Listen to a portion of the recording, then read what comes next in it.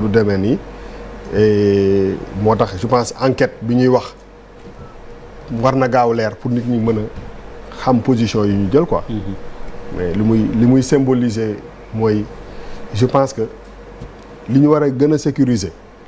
moom moo vulnérable. trop moo tax même situation géographique nit ñi fa doon liggéeyee ak ce qui s'est passé. élément bu déterminant la war a nekk. parce que fu am ay juste ay liir présence physique on n'est pas à Hollywood wala à Manhattan wala à Paris on est à Tivaouane quand même xam nga on n'est pas si benn dëkk boo xam ne technologie bi dafa avancé lan moo war a mën a expliquer bu fekkee am na non présence su nit ci benn salle bu am ay tout tànk yu mel noonu yu bëri bëgg naa xam question boobu lan moo remplacer présence humaine boobu ci biir salle. mais apparemment Bamba comme d'autres nee y a des témoignages qui disent qu'il y en avait deux aussi. bon les versions comme ni wax ci ay versions lañ nekk. waaw mais ñaari affaire dafa am. parce que ñun bon moom laay wax ni am na ci yow peut-être que du ñu ay. tu es dans l'une ay des médecins versions. voilà mooy présence physique. ay nit. moo gën dal xel sax. waaw loolu benn la comme benn profane mooy li Bamba wax question yi il faut ñu leen di poser parce que boo amul assez d'éléments da ngay poser ay questions mooy. saxaar dafa jóge ci biti dugg ci biir wala dafa jóge ci ay tuyaux wala dafa jóge ci bouteille de gaz dañu war a xam beneen bi mooy parental lañ koy wax du table bu diis bu ñu yëkkati je sais pas exactement comment nan lañ disposition yi technique yi ñuy def xale yi mais est-ce que benn pièce bu fa nekkee ay liir nekk fa saxaar dugg ci est-ce que un bébé pèse 10 kilos wala ñaari bébé sax. dans les couveuses. ah waaw mais même couveuse ça s'ouvre non en cas de catastrophe dama ne lan mooy capacité de survie d'un bébé qu'on sort d'une couveuse pour que mun ko sauver c'est des questions légitimes. moo tax ma ne est-ce que saxaar day dugg see ndóo fuuf wala saxaar day dugg see ndànk toutes ces choses là dafa am solo. wala couveuse bi ci boppam tàkk aussi. non mais donc dégguma la. comme on parle de tout ça. fan la incendie am. dafa am waaw dafa am ay questions yoo xam ne waruñu xaar ay weer pour mu génn parce que dafa am lu muy leeral si yu bëri. parce que fi mu ni mu demee nii c'est des questions légitimes yoo xam ne dafay déterminer lu bëri. et je pense que loolu il faut ñu teel a xam parce que première réaction wu nit. dans des situations comme ça quand tu as peut-être 15 bébés ci benn salle c'est de ne pas paniquer de s'enfuir. C'est de les sauver. d'essayer de les sauver même risque u périr. dee fa man de fu ma nekkoon fenn mu am ay kii li may njëkk a def mooy nan laa mën a sauver bébé yi pas nan laa mën a sauver wu. c'est des questions yu ñu war a poser et mooy indi est-ce que nit ñi préparé wu nañ leen pour situation yi ban rapport la ñu am avec le service public avec la vie sax. et je pense que wax fa dëgg yàlla responsabilité état dans tout moom day engagé wu noo si dara responsable moral ministre de la santé qu'il soit limogé ou pas loolu dépend na si président Macky Sall et des situations comme ça bu ñu limogé ministre kenn du ne pourquoi parce que peut-être ni dayo bi toll c'est pas peut-être que y a 2 ans ñu ngi doon wax que ni Covid bi mi ngi nekk ñu naan ministre bi mi ngi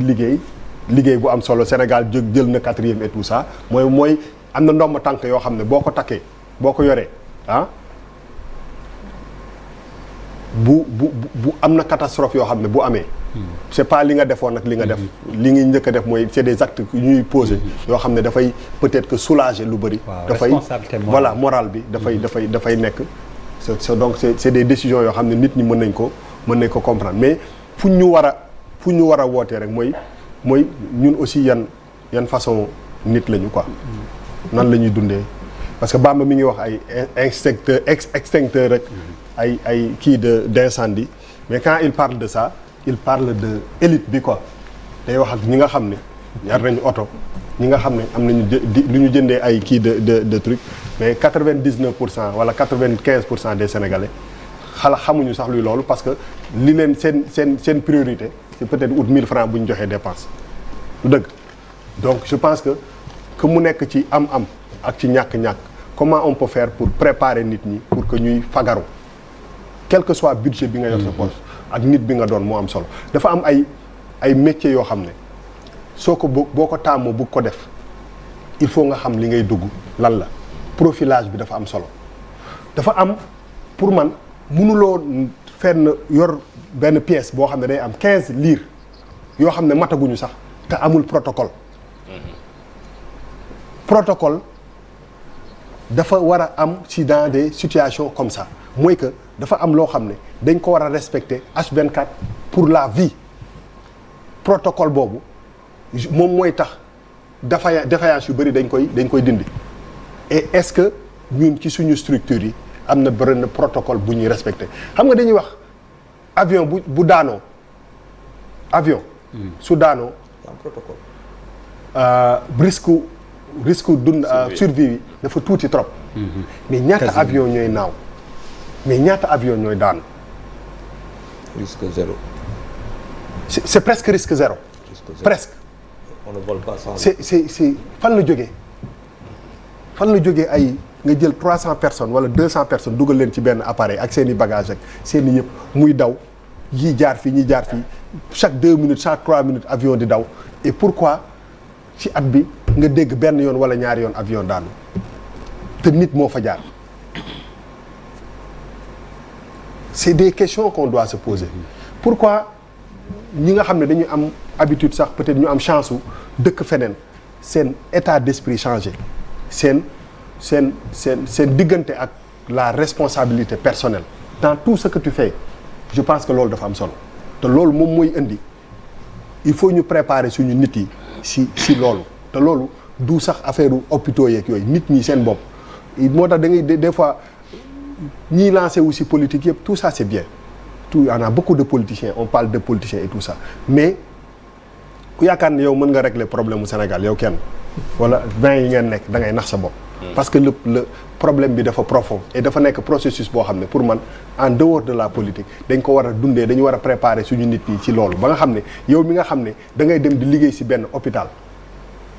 xam nga ni am na loo xam ne mënuloo ko bañ a def donc je pense que dans des conditions comme ça dans des situations comme ça dañu war a laaj ñaata nit ñoo fa dee ay xale rek ñoo fa dee. waaw mais ñi fa gën a dee ay xale la ça veut dire que mooy nit ñi nga xam ne mënuñu bouger ñi am tànk mën a rëcc nañu question boobu dañ ko war a poser waaye parce que pour man si hôpital li ñu war a gën a sécuriser mooy fi am loolu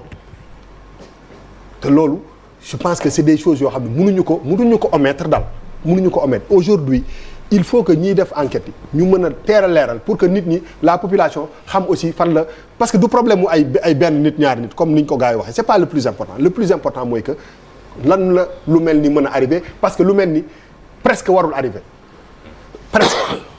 risque presque zéro boobu dafa war a am est-ce que vraiment négligence la bu dee négligence la c'est-à-dire que waxuma la fa xew ak ñu ñuy denc ak ñu ñuy tëj ak yooyu du loolu mooy que système bi mooy taxaw léegi te loolu responsabilité jël ministre bi changé ko def fa keneen du changer absolument rien problème bi dafa gën a profond ñun ñi dem ki yore hôpital dan la hôpital di fonctionner Sénégal pour man tey jii nii ñoom ñi nga xam ne ay syndicalistes lañ bëri na ci syndicats yi ñu bëri nag li ñuy gën a xeex mooy augmentation de salaire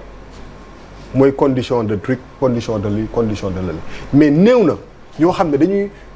en tout cas ak hargne bi ñuy xeexee pour ñu augmenter leen seen salaire ak seen situation ñuy xeex pour que nit yi nga xam ne ñoom la ñuy recevoir ñu nekk ci conditions yu baax et man j'aime bien ces genres de xeex yooyu daf ma neex mooy que tey jii nii est-ce que tey syndicat yi benn syndicat mën na taxaw ne système bi hôpitaux yi doon doxee c'est pas un bon système mais est-ce que avant catastrophe bi di ñëw dégg nañ leen ñu koy wax non dama question la du ma ne lii dama ne est-ce que tey jii nii syndicat wu santé bi temps yi xeex bi bëri na ak ministère yi non ba ñu trouvé benn kii lan lañ doon xeex luñ doon xeex en syndical. bëri Cheikh moom comme non damay laajte rek. non bàyyil ma jox la benn non vite fait rek quoi. pour ma mën a continuer. waaw dama ne la dernier jour bi ñu ñëwee. waaw. négociation yi lu ko gën a yàggal lu ci bëri boo xoolee suñu plateforme bi on a posé le problème de la subvention des hôpitaux.